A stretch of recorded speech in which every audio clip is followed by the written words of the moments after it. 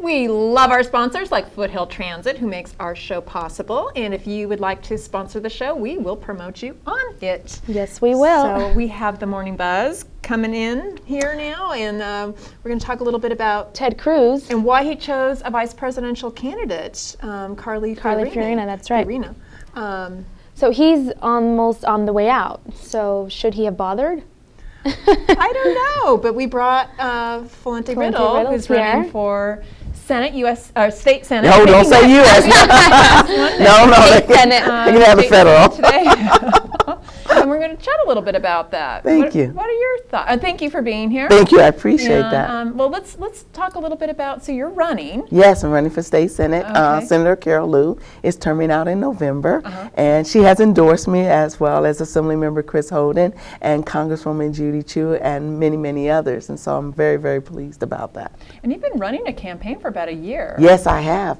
Just over a year now, and it's been the fastest year of my life, to say the least. But you know, my background prepared me for this. 29 years with the Pasadena Police Department, coming through the ranks, literally boots on the ground, starting in '84 and working my way up, being the first female African American to be promoted to sergeant and lieutenant. I was a public information officer and chief's adjutant, worked a host of nonprofit work. What does that mean when you're the chief's adjutant? Yes. I'll tell you, it just means you do a little bit of everything. You do some budget, you ensure a lot of community work, you also worked with grants, so I had a lot of grant work, oversaw some major programs, worked with Union Station and other providers throughout the community. So it was an excellent opportunity for a community that I live in as well as served in.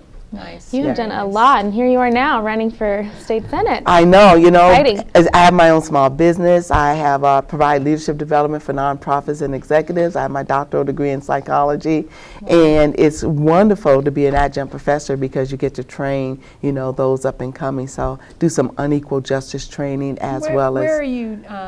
I've taken a break, but I was teaching at University of Phoenix as well as Biola, and I'm still adjunct over at Golden West. So the new sergeants coming in, I provide them with situational leadership through emotional intelligence. Oh, interesting. Yes. We could have a whole show about emotional intelligence. Yes, that's where I did my dissertation on. Oh, very interesting. So tell me a little bit more about your platform and the things that you'll really be really supporting. Thank you. I appreciate that. I really believe that a lot of the crux of our issues is education. And so early childhood education, ensuring while those children are sponges, that they get education by the time they're third grade. We know that there's changes in middle school, and so we have to ensure that, you know, that preschool, kindergarten, and they get those foundational skills. And I believe in assessments, early assessments. That's why I worked with Foothill Family Services. Children learn with different modalities and so forth, and so we want to make sure we're meeting them where they are. Also, it was never a crime to be mentally ill or homeless. Now, people can do criminal activity, but it's not a crime, and so I'm really advocating for ensuring that people have services and that affordable housing so that we can help people have a hand up. You know, if people go, oh, they're always asking for a hand out. No, just a hand up. And job creation. If people can get back to work, you know, I have 3 sons. I've been married 37 years. To the same person. And we have 3 adult sons, and they're doing very well. 2 have their master's degrees, and 1 went to Lee Strasberg Film Academy after he returned home from the Marines. And I'll share with you that, you know, they're doing very, very well, but there's also a tremendous amount of school debt. And school debt is just staggering, and it's wrong.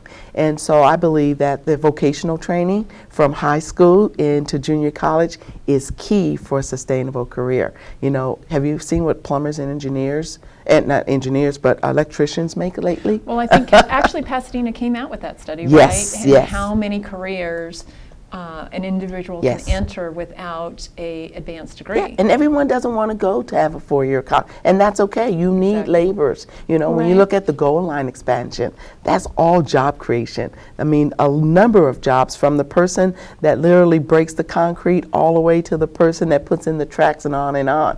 So we're putting a lot of people back to work, and I think that's the way to go. So let's talk about this whole Carly Fiorina and jumping into our vice president already. Why do you think he chose Fiorina? You know, I think it was a grasp to say, okay, I'm including a woman on my ticket, Right. and maybe that appeals to some people. At this particular point in the race, maybe it's. So is he pulling the woman card? Yeah, he might. You know, we were talking yesterday about Trump pulling the woman card on So Hillary. Is Trump- Trump Yeah. pulling the woman card, or is he he's calling. accusing? He's calling accusing the her. woman card. But so what is this? Do we need to have a woman beside us, or? Well, I hope so. I think women bring a unique perspective to any conversation. We look at things from a different, I mean, don't get me wrong, I've worked with a lot of great men, but I also know that being a woman, I see it from a different perspective. I exactly. communicate differently. I engage. I listen, very actively listen. And so women do have a place in every part of our society, including the presidency.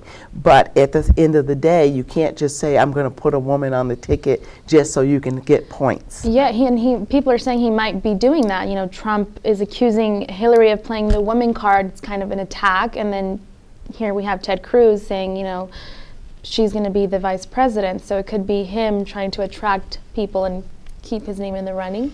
She's been supporting him through Right. the campaign. And after she they could be dropped out. friends and it could be legitimate, but what it appears to be is a little bit desperate.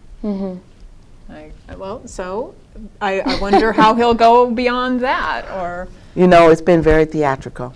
it really has. It's been a very it's interesting been campaign. very Aren't they interesting all? campaign. Aren't they all? And what have you found most surprising during your campaign? What I found most surprising is that people are willing to listen and be persuaded and see that there's other choices out there.